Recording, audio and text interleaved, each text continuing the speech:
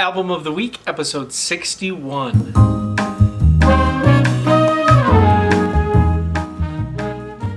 Hey guys, so first of all, let me just explain, this is not my basement. You may notice that. I'm at my girlfriend's cottage right now, and I thought I would use this lovely fire. This is a real fire behind me. It's not, like if I were to shove my hand in there, I would burn it. I'm not going to do that today. Maybe next time though. But my girlfriend is also sitting right there. So I'm here, but I'm always grinding, so gotta get the video in. So this week we're taking a look at Chicago Symphony Orchestra Brass live. I love this album.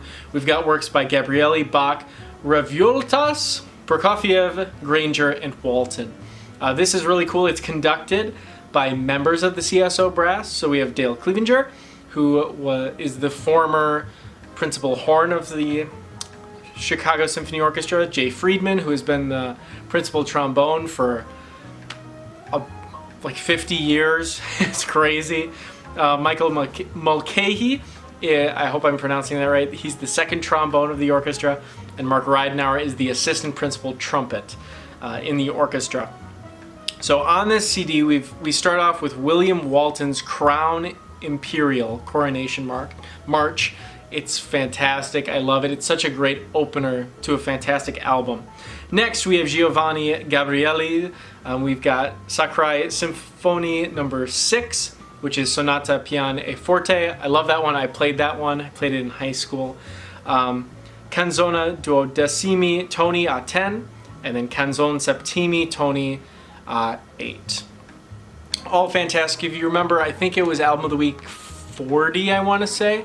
I did a Gabrieli brass album review including the Chicago Symphony Orchestra from a long time ago. I think Jay Friedman is actually on that one as well. But anyways, check that one out. That's another fantastic album. But that includes members from Boston Symphony Orchestra, Philadelphia, New York. I think I could be completely off on that. I don't really remember off the top of my head. But anyways, after that we have Passacaglia Fugue in C minor, which of course are not originally written for brass, originally written for keyboards, organ, Bach. That's great. Next up we have Percy Grainger's Lincolnshire Posy, a brass arrangement of it. I love that piece. It's probably my favorite work by Percy Grainger, and it's so cool to hear the power in the brass section. That was my favorite selection, I think, on this album. It was really, really great. Next we have Silvestre Viulta's Sensimaya. I was not really familiar with that one before, so it's really, really great though.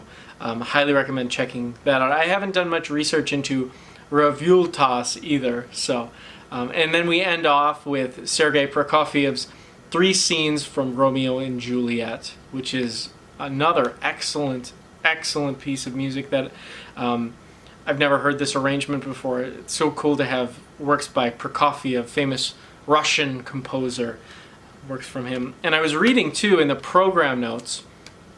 These program notes are great. It talked a little bit about when Prokofiev actually worked with Chicago Symphony Orchestra in 1937, working on the Romeo and Juliet suite with the whole orchestra. But lots of other great information in here, talking about the legendary CSO Brass section. Of course, kind of started that legend with both Adolf Herseth, Bud, and then Arnold Jacobs on tuba. They kind of anchored the brass section. Now, the Chicago Symphony Orchestra, the thing that kind of sets them apart is their fantastic brass section. It's very powerful, but not always loud. They have really extreme dynamic ranges, which makes it so fun to listen to. I have listened to CSO live, play Mahler 5 actually, and it was amazing. Mark Ridenour, who conducted this, was playing principal. But anyways, let me get into the personnel. So this will be I don't think it's all listed because there's more extra musicians in the back. In fact, let me just start with those extras so I don't miss them. But extra musicians on trumpet, we have David Gauger, David Inman, and Channing Philbrick. Tenor trombone, we have Michael Becker, who I've actually met before. He's a really nice guy. He probably doesn't remember me. He did a master class at Stevens Point, though. Randall and Peter Elfson is also on tenor trombone. On bass trombone, we have Randall Hawes, tuba, Anthony Kniffen, and percussion, Eric Milstein. So those were the extras, and now we get into the CSO Brass section. So, of course, we have Dale Clevenger on horn, Daniel Grimmich, James Smelsner, David Griffin, Otto Carrillo, and Susanna Drake. On trumpet, we have Christopher Martin, who is no longer with CSO. He's currently the principal trumpet of the New York Philharmonic. Esteban is now the principal at Chicago, but back when he was with them, he recorded this on principal. And then, of course, we have Mark Reidnar, who also conducted. He's playing assistant principal. We have John Hagstrom playing as well. He was my teacher's teacher for a while. And then we have Taga Larson. On trombone, we have legendary Jay Friedman, Michael Mulcahy, Charles Vernon, and Gene Picorni on tuba. And then we have percussionists. We have on timpani Vadim Karpinos on timpani, and then Cynthia Ye and Patricia Dash on percussion. Again, I apologize if I mispronounce anyone's names. Unfortunately, they allowed a clarinet player on this recording. That clarinet player is John Bruce Ye. And then on bass is Roger Klein. And it gives a little information here as well on the Gabrieli tunes. It's antiphonal, which means you have two separate choirs sitting generally across from each other. Or I've played in antiphonal choirs where one group is in the balcony and the other is in the front of the church or whatever. I'm not sure exactly how they ended up recording this, but if you listen to this in stereo, you can actually hear both choirs.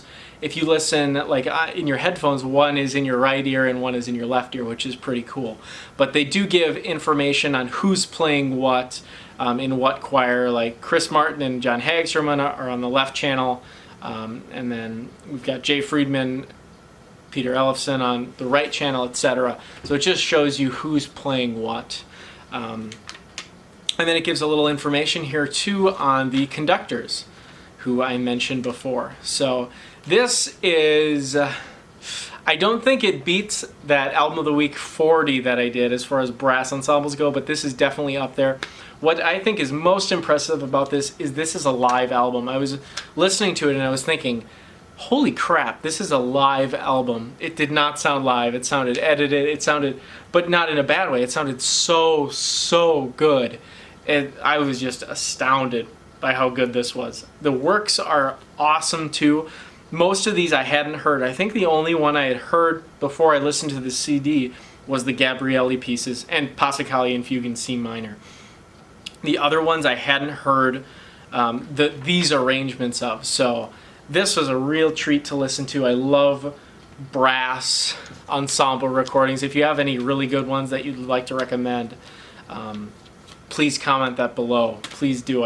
I'll always love listening to this. I will definitely be listening to this way more. Just like that other one, I love brass, especially Chicago Symphony Orchestra's brass section. So if I haven't given it enough of an astounding review, go buy it, listen to it. I'm not sure if it's on Spotify. I don't think it is, actually. I bought this from the Chicago Symphony Orchestra Symphony Store, so please do check that out. I'll link that below. If I can find it on Spotify, I'll link it below. If not, sorry. And then next week, we're going to be taking a look at Beethoven Symphony No. 3, the Eroica Symphony. This is by the London Classical Players under Roger Norrington. So excited to check out this album by Beethoven. So, I think that's everything I wanted to say. Again, please listen to this if you are a brass player, especially. If not, still listen to it. It's amazing. It's just so good. I was blasting this in my car when I was driving to this cottage, actually. So good. I'll probably listen on my way home too. Thank you so much for watching. If you like the video, please give me a big old thumbs up. Helps me out a ton.